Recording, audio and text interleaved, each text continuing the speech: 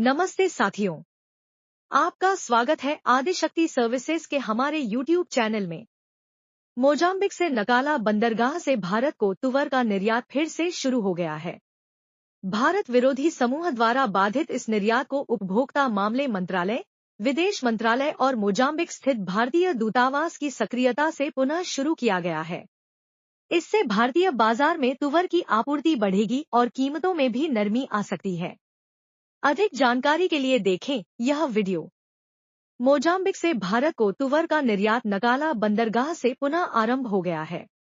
यह निर्यात भारत विरोधी एक ग्रुप द्वारा बाधित हो गया था, लेकिन उपभोक्ता मामले मंत्रालय की सक्रियता से यह मामला हल हो गया।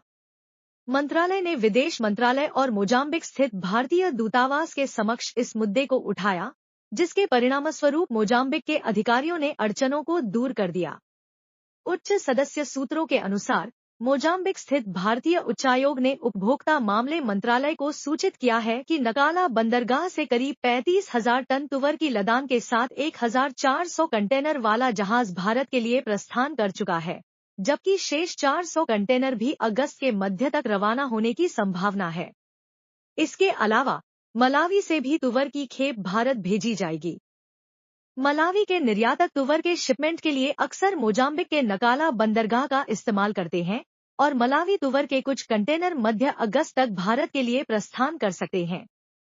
हालांकि भारत दुनिया में तुवर सहित दलहनों का सबसे बड़ा उत्पादक देश है, फिर भी विशाल घरेलू मांग को पूरा करने के लिए इसे विदेशों से आयात पर निर्भर रहना पड़ता है।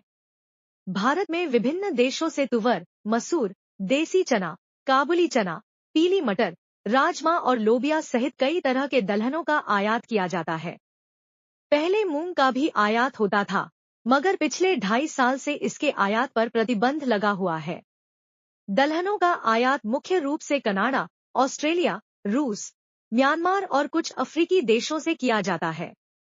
2023 से 24 सीजन के दौरान भारत में 7.71 लाख टन तुवर का आयात हुआ, जिसमें से 2.64 लाख टन या करीब 1/3 भाग का आयात अकेले मोजाम्बिक से किया गया। खरीफ सीजन की सबसे प्रमुख दलहन फसल अरहर, तुवर के बिजाई क्षेत्र में इस बार शानदार बढ़ोतरी देखी जा रही है। सरकार को उम्मीद है कि यदि आगामी महीनों में मौसम और मानसून की हालत अनुकूल रही तो इसका कुल उत्पादन पिछले साल की तुलना में 10 लाख टन तक बढ़ सकता है। गत वर्ष अल नीनो मौसम चक्र की वजह से तुवर की बिजाई, उपज दर और पैदावार में गिरावट आ गई थी। तुवर की परिपक्वता अवधि लंबी होती है। आधिकारिक आंकड़ों के अनुसार तुवर का उत्पादन क्षेत्र पिछले साल के 28.73 लाख हेक्टेयर से 34% या करीब 10 लाख हेक्टेयर उछलकर इस बार 26 जुलाई तक 38.53 लाख हेक्टेयर पर पहुंच गया है। प्रमुख उत्पादक राज्यों में मानसून की बारिश भी अच्छी हो रही है, जिससे आमतौर पर फसल के विकास में कोई बाधा नहीं पड़ रही है। हालांकि कुछ निचले इलाकों में जोरदार वर्षा और जल भराव होने से फसल को आंशिक रूप से नुकसान होने की आशंका है। 2023 से 24 सीजन के दौरान देश के करीब 33 लाख टन तुवर का उत्पादन आका गया था, जबकि 2024 से 25 के वर्तमान सीजन में उत्पादन उछलकर 43 से 44 लाख टन तक पहुंच जाने का अनुमान है।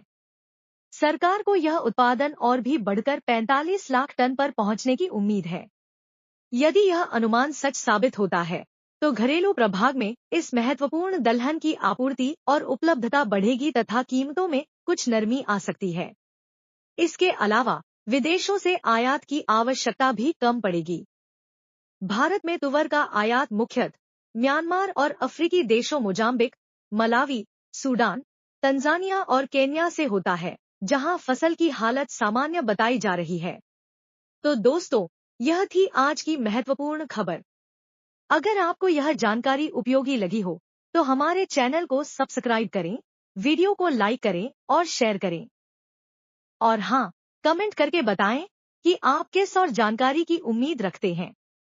मिलते हैं अगले वीडियो में, तब तक के लिए नमस्कार।